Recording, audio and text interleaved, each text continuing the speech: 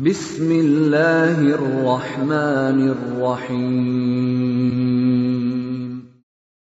Waltakum minkum ummatun yad'una ilal khairi wa ya'muruna bil ma'rufi wa yanhauna 'anil munkar.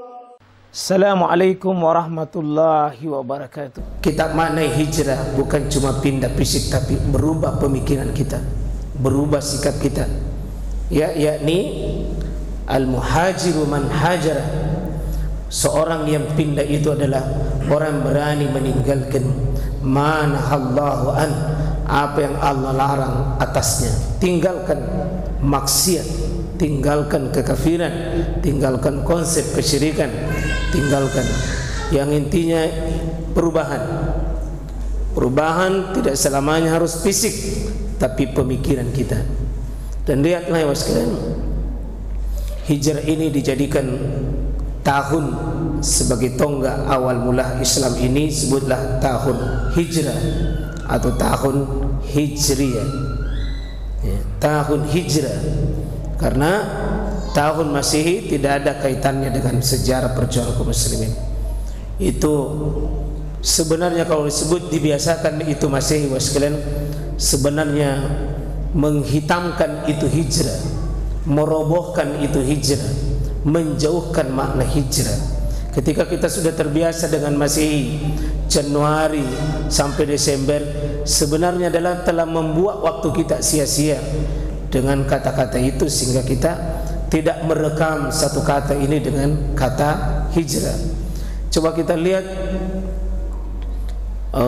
nasihat Allah Subhanahu wa taala sebagai bagian daripada perjuangan Nabi melakukan hijrah.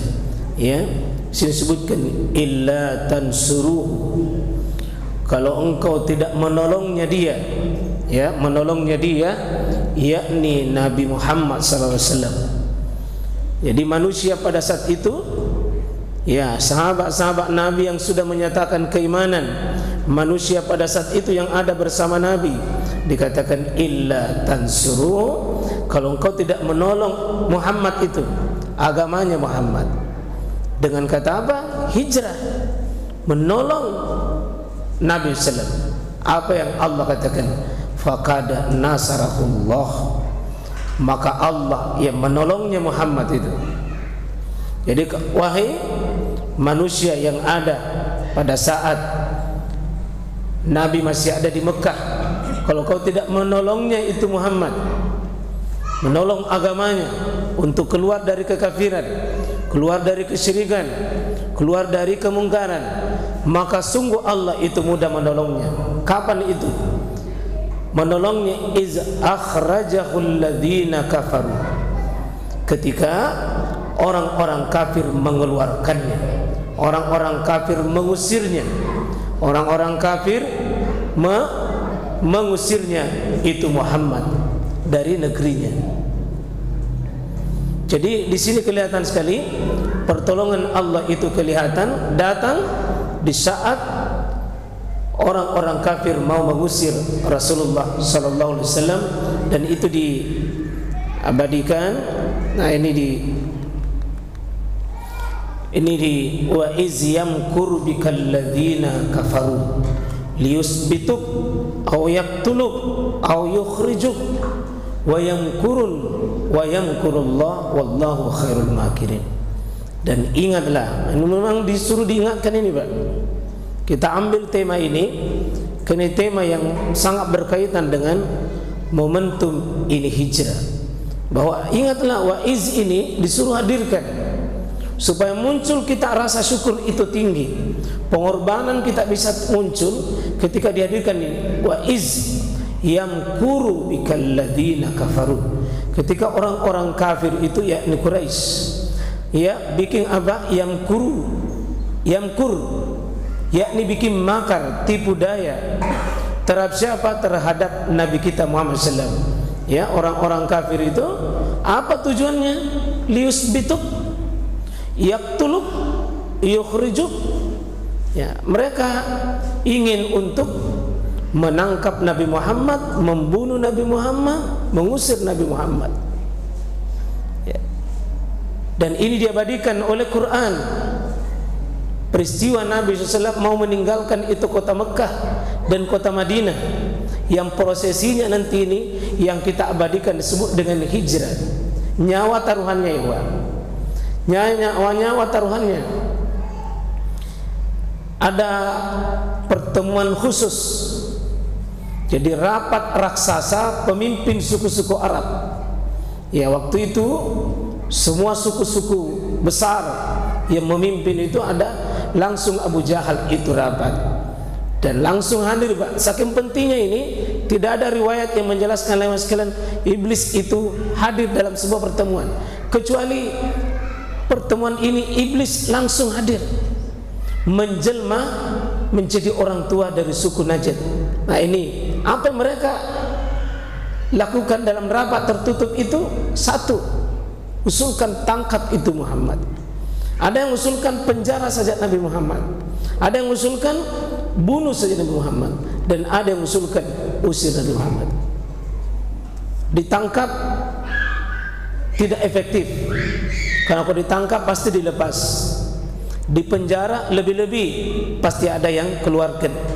Muhammad punya pasukan, nanti bisa dia lepas, tapi tidak ada cara lain, dibunuh. Kalau diusir lebih berbahaya, dia akan diusir,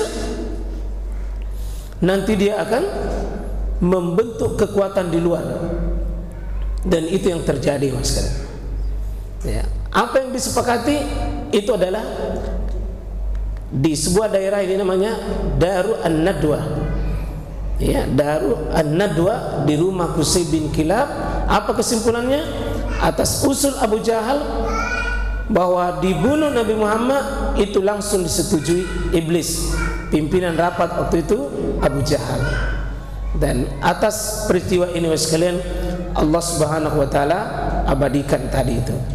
Ya, Allah Subhanahu wa taala abadikan. Dan bagaimana pertolongannya nanti kita akan lihat. Tokoh-tokoh yang hadir ini semua suku-suku besar. Disinilah hasil rapat tertutup orang kafir itu dibocorkan oleh Allah. Serapat-rapatnya musuh hari ini, ya ikhwan, membuat perlawanan kepada kaum muslimin. Nah, gampang sekali Allah itu runtuhkan itu musuh, gampang. Cuma apakah syarat kita ditolong hari ini atas musuh ini sudah terpenuhi atau tidak? Bagi Allah itu gampang sekali. Cuma sudahkah waktunya kita ditolong oleh Allah atau belum? Atas rapat tertutup itu dibocorkan oleh Allah. Allah utus Jibril untuk perintah Muhammad segera keluar, segera hijrah, ya, segera hijrah. Lalu dalam rapat itu Muhammad SAW didatangi Jibril. Datanglah Rasulullah SAW pada siang hari ke rumahnya Abu Bakar. Itu siang hari, Pak. Tidak biasanya Rasulullah itu datang seperti itu. Tidak biasanya. Ini sebuah taktik strategi. Jadi orang beriman seperti Nabi Muhammad, orang yang percaya takdir, orang yang percaya kekuasaan Allah, tetap ada usaha. Bukan berpangku tangan bilang saya orang hebat pasti dijaga. Tetap usaha. Usahanya datang siang hari yang tidak biasanya dilakukan oleh Rasulullah pada itu. Kemudian dia tutup wajah, karena sedang Nabi ini dalam incaran musuh, ditutup wajah supaya tidak kelihatan. Jangan memakai Muhammad kan orang beriman, dijaga oleh Allah, kuat imannya. Iya, tetap harus ada ikhtiar. Kemudian ketika sampai di rumahnya Nabi, berbicara Nabi, menyuruh orang-orang di rumahnya Abu Bakar itu pergi, jangan ada yang mendengar pembicaraannya. Jadi meskipun ada istri kita, ada anak kita, kadang-kadang ada hal tidak perlu dia dengar. Mohon dipahami nih, kadang-kadang ada hal tidak perlu didengar. Ya, ada hal, coba lihat Nabi SAW bicaranya di depan Abu Bakar, istrinya Abu Bakar, keluarganya Abu Bakar, tidak ada yang dengar, khusus Abu Bakar. Itu bicara 4 mata saja. Bahkan Nabi tidak tahu itu Abu Bakar mau pergi mana. Pokoknya perintahnya kau ikut saja, kau ikut saja. Ya, itu namanya sami'na wa ta'na. Jangan terlalu cerewet, kopi mana apa dibawa. Jangan, ikut saja. Ini genting ini. Begitulah sahabat, begitulah orang seperjuangan. Jangan terlalu banyak neko-nekonya, jangan terlalu banyak menentangnya, jangan terlalu banyak permasalahan yang dilemparkan. Abu Bakar siap ya Rasulullah,